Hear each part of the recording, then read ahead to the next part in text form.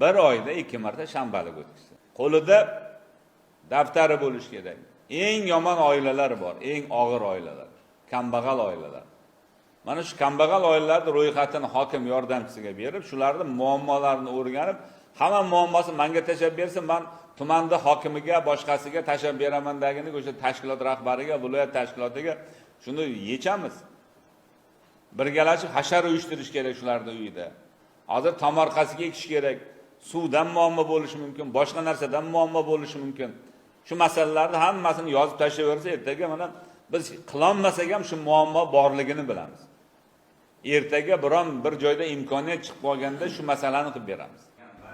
Qog'ozdagi raqamlar chiroyli, lekin mahallaga kirgan odam muammoga botyapti. Sirdaryo viloyati hokimi Erkinjon Turdimov raisligida o'tgan navbatdagi kengash yig'ilishi aynan mana shunday ruhda boshlandi. 2026-yilning birinchi choragi yakunlari sarhisob qilingan mazkur yig'ilishda mahalla yettiligining faoliyati shunchaki tahlil qilinmadi, balki elakdan o'tkazildi.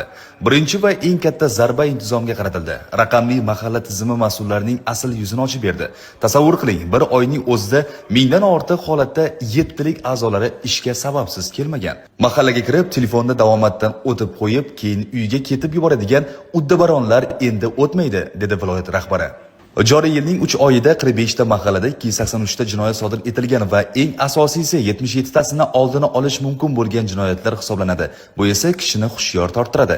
Agar mahalla faollari va profilaktika inspektori o'z ishiga panja ortidan qaramaganda, Guliston shahri, Sirdaryo va Xovazdagi ko'rsatkichlar bunchalik qizarib ketmasdi, dedi viloyat hokimi. Mahalla tarbiya o'chog'i, biroq 3 oyda 264 ta oila ajrimi qayd etilgan. Natijada 82 nafar bola tirik yetim bo'lib qoldi. Yig'ilishda bu shunchaki statistika emas, balki tizimning mahalla ichiga oilaviy muammolarga kirib bora olmaganining isboti sifatida baholandi. Viloyat bo'yicha umumiy raqamlar ijobiy bo'lsa-da, ayrim mahallalarda holat 0 darajada. 3 ta mahallada birorta ham odam ishga joylashtirilmagan. Yoshlar bandligi esa atigi 69% turib qolgan. Pul bor, imkoniyat bor, lekin yettilikning hafsalasi yo'q. Soliq tushumlari bo'yicha reja 139% ga bajarilgan. Budjetga pul tushyapti, ammo hokim ta'kidlaganidek, budjet to'lagani bilan mahalladagi muammo kamaymasa, bu natija kimga kerak? 1200 dan ortiq ijtimoiy yordam so'ralgan arizalar chang bosib yotibdi. 500 dan ortiq fuqaro bilan hali birov gaplashmagan. Yig'ilish yakunida yettilik a'zolari o'rtasida hamkorlik mutlaqo yo'qligi, har kim o'zi uchun ishlayotgani keskin tanqid qilindi.